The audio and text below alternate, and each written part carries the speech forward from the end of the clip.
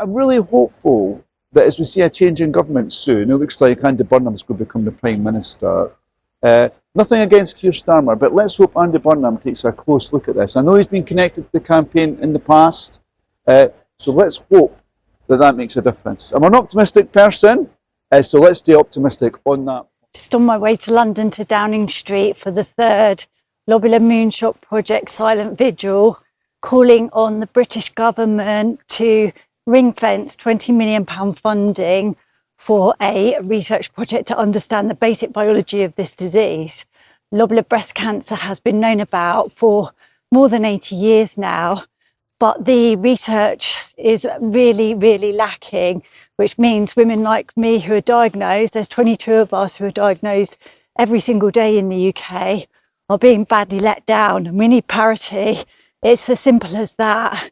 In the House at a Westminster debate to honour the life of Dr. Susan Michaelis, who was the founder of the Lobular Moon Shot Project. She died on the 9th of July last year. Minister Stephen Kinnock said that the government doesn't ring-fence funds like this, but the government has ring-fence funds like this. It did it for dementia and it did it for motor neurone disease, both massively, massively important projects. So there is absolutely no reason why they cannot ring-fence the money for lobular breast cancer. They say that they want to make sure that the bids for funding are competitive and that they get the best researchers, but ring-fencing the money and having that in place are not mutually exclusive. One can work with the other, and the Manchester Breast Centre is already set up, ready to start this work. So we are calling on the government once again to please support the Lobular Moon Shot Project, support women with lobular breast cancer, give us the parity that we deserve.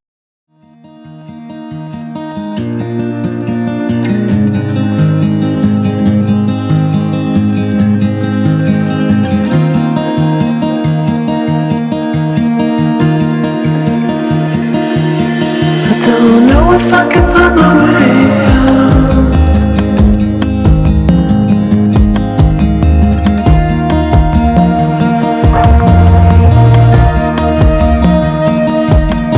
I'm stuck in a prison of doubt,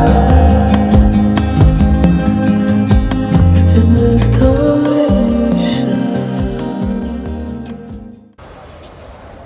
I'm Karen Redfern, also known as My Boobs Are Trying to Kill Me. I was diagnosed with lobular breast cancer in January 2025. I'm now stage 4, which I found out shortly after, about 5 months after diagnosis. I'm here standing in solidarity with the Lobular Moon Shot Project because I believe that we need to know more about this devastating disease. We just don't know enough. It's not enough to just call it a sneaky disease and use that as an excuse for not doing more, and that's why I'm here today. Hi, I'm Melissa Robinson. I live in the same town as Karen. I was diagnosed with lobular breast cancer in September 23.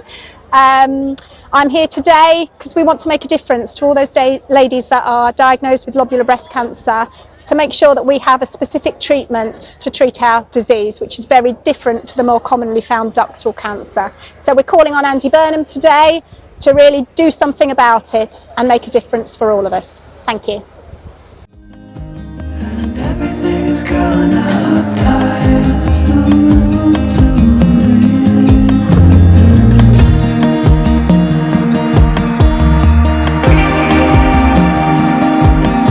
And nobody is watching at night. Water rising. Good morning, I'm Scott Arthur, I'm the MP for Edinburgh South West, and this morning I'm on Whitehall supporting the Lobular Moon Shot campaign, which is an absolutely fantastic campaign. Last week we had 90 minutes of debate around the campaign and the need to invest £20 million into treatments. And it's pretty clear that right across the chamber, people from all parties were saying that the argument has been won and we need to invest more money into treating this condition. The government was reluctant, however, to ring-fence money for lobular breast cancer, saying that that is not what the government does. But I did point out that the government has already done this for brain tumour treatments. I've got my brain cancer justice badge on today, actually.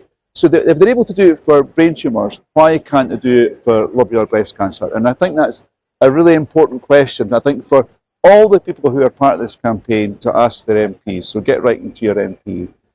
Hi, I'm Anya Sodi, and I am currently doing a research project for school, which is how voice impacts the advancement of medical research and how so much medical research can be done. But people need to put their voice out and they need to get the funding from the government for it to be able to be done. Only 1% of breast cancer research is for lobular breast cancer, and 15 to 10% of all breast cancers are lobular. So we would need to get the money, and I had the chance to speak to Professor Clark earlier this year, and in speaking with him, he said if he got the money, if he got the 20 million that he needs, he reckons he could get a cure for it in 20 years, which is an amazing thing, as 22 women get diagnosed a day, and just to be able to get that money and to cure it is life-changing for people.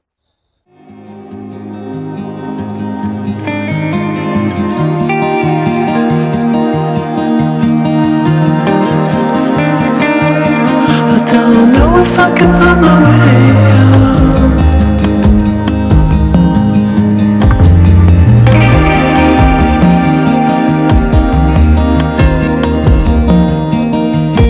In this time.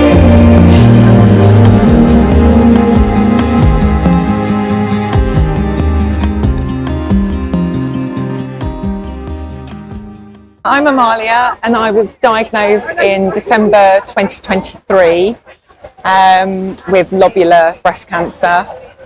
Obviously really important that I'm here today. It's the third vigil we've done, trying to campaign for a specific treatment for our disease. I mean, my lobular breast cancer couldn't be seen, or only a tiny bit was seen with an ultrasound. So I had 5 millimeters and 8 millimeter disease, and then after an MRI that was upgraded to 80 millimeters.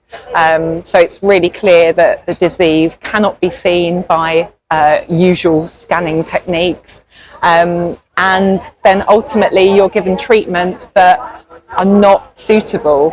I will be on breast cancer treatments for at least 5 years, if not 10 years, but I know that that's not specific to my disease, so I find it really frustrating that we're in this situation where we don't have a specific treatment.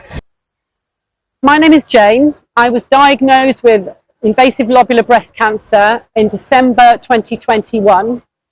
I had a tumour of nearly 4 centimetres and it had spread to my lymph nodes, even though my GP had examined my breast the same month as I had my mammogram and said she couldn't feel anything, that my breast felt perfectly normal and I should go home and not worry. I had surgery, chemotherapy for 6 months, radiotherapy, 2 years of a targeted therapy called abemaciclib, which is a bit like an oral chemo. I had 6 infusions of bisphosphonates, and I'm now on letrozole, a hormone blocker, for 10 years. But my lobular breast cancer could still come back. Lobular is different to other breast cancers. It doesn't form lumps. It spreads through the breast tissue like a spider's web, and it can't be felt, and it's often missed on mammograms. When I was diagnosed and I realised I had a tumour of nearly 4 centimetres, I was mortified. I couldn't believe that I'd missed it. But even my GP couldn't feel it. And my lobular breast cancer could come back. Even after all that treatment, I've had 6 different treatments, but it can still come back. And it could come back 10 years, 15 years down the line. Because nothing absolutely guarantees that it's been killed off. What I want, the reason I'm here today, is that I want a targeted treatment that really addresses this strange way that lobular grows and spreads, which is unlike other breast cancers. And I'm begging the government to put £20 million into the basic research, because they don't even understand the basic biology of lobular and why it behaves like it does.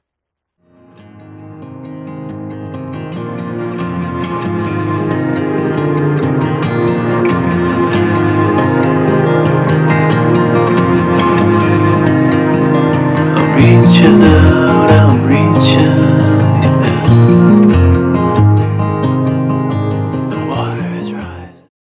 That was awesome. It's so nice to meet up with the other women. There was a lot of people that I didn't know there today, which is sad because it just means more and more people being diagnosed. Obviously, we know that is the case and it will continue to be the case. So let's hope that Andy Burnham can do what Keir Starmer didn't and get this funding moving so that women who are diagnosed with lobular breast cancer have some hope for the future.